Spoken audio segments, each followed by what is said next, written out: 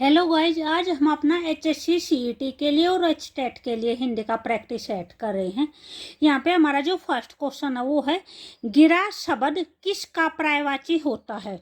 सरस्वती का, लक्ष्मी का, दुर्गा का या फिर धरती का?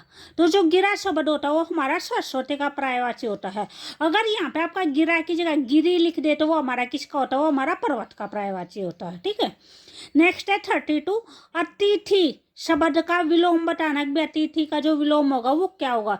शैतिथि होगा, आगंतुक होगा, आतिथ्य होगा या फिर आतिथ्य होगा। तो यहाँ पे जो भी हमारा आंसर होगा वो ऑप्शन नंबर 3 हो जाएगा, आतिथ्य। आतिथ्य का जो मतलब होता है वो होता है अतिथि का जो सत्कार करने वाला होता है वो होता है। ठीक है, जो अतिथि होता है वो जैसे गेस्ट होता है जो भी घर पे आता है, और आतिथ्य जो भी होस्ट होता है जो उसका स्वागत करता है, ठीक है, वो होता है। आगंतुक होता है वो भी घर पे आने वाला ही होता है। जो आतिथ्य है उसको मेहमानदार बोलते हैं, यानी जो मेहमान आता है। तो इन सभी का जो भी अतिथि का है, शतिथि का है, इन सभी का जो मीनिंग है वो सेम हो जाएगा, ये हो जाएगा, इसका अपोजिट हो जाएगा। उसके बाद नेक्स्ट है 33 है, महोदय शब्द का संधि विच्छेद बताना भी कौन सा होगा? महो प्लस में दय, महा प्लस में उदय, मह प्लस में उदय या फिर महान प्लस में उदय। तो जो महोदय है, महोदय का जो संधि विच्छेद होगा वो होगा महा प्लस में उदय। ठीक है, तो यहाँ पे जैसे महा लिख रखा है तो यहाँ पे क्या है? आया है लास्ट में, और यहाँ पे क्या है? ऊ आया है। ठीक है, तो आ और ऊ दोनों के दोनों क्या है? स्वर हैं। तो ये स्वर मिलके क्या बनती है? एक स्वर संधि बनती है। तो ये जो महोदय इसमें कौन सी संधि है? स्वर संधि है। उसके बाद नेक्स्ट है 34 है, सप्ता शब्द में कौन सा समास है? द्वंद्व समास है, बहुव्रीहि समास है, द्विगु समास है या फिर अव्ययीभाव समास है? तो कल भी जैसे मैंने बताया था कि भी जहाँ पे भी जो फर्स्ट पद होता है वो संख्यावाची होता है, वहाँ पे हमारा कौन सा होता है? द्विगु समास होता है। ठीक है, नेक्स्ट है 35 है, खिड़की जो शब्द है वो कौन सा शब्द है? यानी देशज है, विदेशज है, तद्भव है या फिर तत्सम है? तो जो खिड़की शब्द है वो कौन सा हो जाएगा? वो हमारा देशज शब्द है। नेक्स्ट दे रखा है 36 है, रचना के आधार पर निम्न में से कौन सा है जो यौगिक शब्द है? पंकज है, टिकटगर है, पुस्तक है या फिर लंबोदर है? तो जो यौगिक शब्द क्या होते हैं? यौगिक शब्द दो शब्दों से मिलकर बने होते हैं, और जो दो शब्द होते हैं उनका अपना एक प्रॉपर मीनिंग होता है। ठीक है, तो वो होता है यौगिक। तो यहाँ पे जो भी हमारा जो यौगिक शब्द है वो हमारा टिकटगर हो जाएगा। यहाँ पे टिकट प्लस में घर, टिकट है, टिकट का भी एक मतलब होता है, जो घर है उसका भी एक अपना खुद का मतलब होता है। ठीक है, तो जो दो शब्दों से मिलकर बने होते हैं वो क्या होता है? यौगिक होता है। यहाँ पे जो पंकज दे रखा है, पंकज का अगर हम सेकंड अर्थ देखते हैं तो वो क्या होता है? कमल होता है। लंबोदर है, लंबा है जिसका उदर, यानी वो क्या होता है? गणेश होता है। तो ऐसे वर्ड जिनका कोई भी, जिसके अंदर कोई गुप्त मीनिंग होता है, जिसका कोई अगर हम मीनिंग निकाले तो वो कोई थर्ड मीनिंग ही निकल के आता है, तो वो क्या होते हैं? वे हमारे योग रूढ़ शब्द होते हैं। ठीक है, तो यहाँ पे पंकज और लंबोदर ये दोनों क्या है? ये हमारे योग रूढ़ शब्द हैं। तो अगर आपको वीडियो अच्छी लगे तो प्लीज़ लाइक, शेयर और सब्सक्राइब जरूर करें। ठीक है, और मैंने जो एचएससी की जो सीईटी के लिए जो प्रैक्टिस सेट करा रखे हैं उनके प्ले लिस्ट अलग से बना रखे है, तो आपको हिंदी की प्रैक्टिस करनी हो तो आप वहाँ से कर लेना। ठीक है, नेक्स्ट है 37 है, निम्नलिखित में से किस शब्द में है जो अन्न उपसर्ग का प्रयोग नहीं हुआ है? पूछ रखा है, और यहाँ पे जो अन्न दे रखा है इसके नीचे क्या लगा रखा है? विसर्ग लगा रखा है। तो ये वाला देखना है यहाँ पे, अगर जिसका प्रयोग नहीं हुआ है वो बताना है। तो यहाँ पे जो वर्ड दे रखे हैं वो दे रखे हैं, अनेक है, अनुचित है, अनर्थ है और अनहोनी है।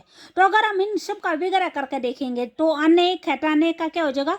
अन प्लस में एक हो जाएगा। ठीक है, तो अन यहाँ पे क्या लगाना है? अन के बाद विसर्ग लगेगा, अन प्लस में एक।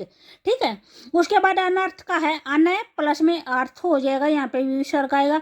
अनुचित का अन प्लस में उचित होता है, और जो अनहोनी होता है तो यहाँ पे जो अन है वो एक कंप्लीट आएगा, अन प्लस में होनी होता है। ठीक है, तो यहाँ पे हमारा आंसर कौन सा हो जाएगा? ऑप्शन नंबर 4 हो जाएगा।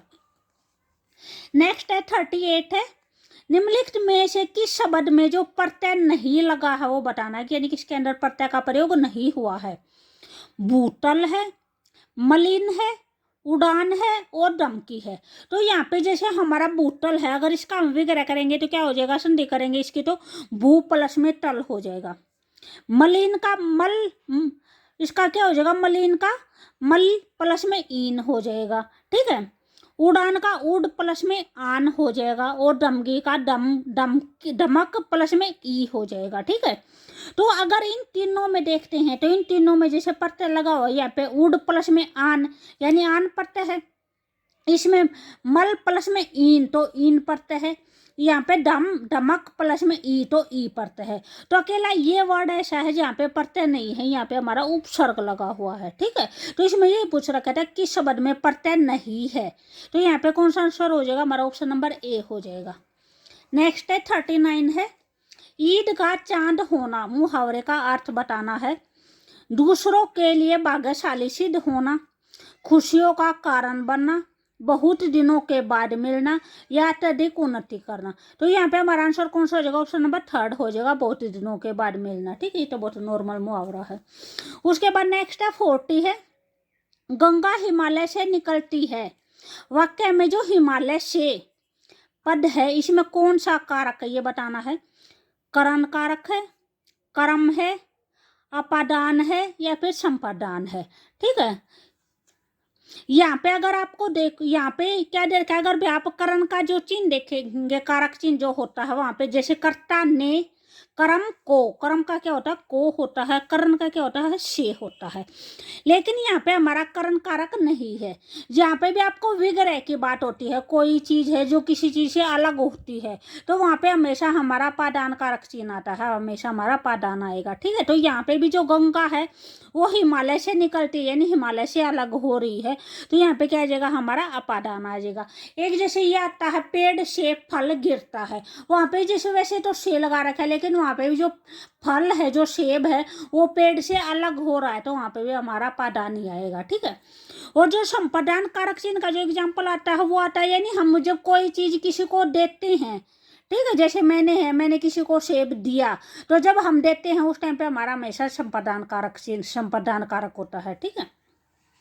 उसके बाद नेक्स्ट है 41 है, बाहर एक आदमी खड़ा है जो आपको ढूंढ रहा है। इसमें ये है जो आपको ढूंढ रहा है, इस मिश्र वाक्य में प्रयुक्त उपवाक्य बताना है, ठीक है। यानी किस टाइप का उपवाक्य है, संज्ञा उपवाक्य है, विशेषण उपवाक्य है, क्रिया विशेषण उपवाक्य है, या फिर इनमें से कोई नहीं। तो यहाँ पे जो भी हमारा आंसर आएगा इनमें से कोई नहीं, ये आ जाएगा। यहाँ पे हमारा जो ये है जो आपको ढूंढ रहा है, तो यहाँ पे जो आपको वर्ड है वो क्या है, हमारा सर्वनाम है, तो यहाँ पे हमारा सर्वनाम उपवाक्य आएगा, ठीक है, जो इन्होंने दे नहीं रखा, तो यहाँ पे हमारा ऑप्शन नंबर 4 हो जाएगा। नेक्स्ट है 42 है, वह बाजार जाता होगा।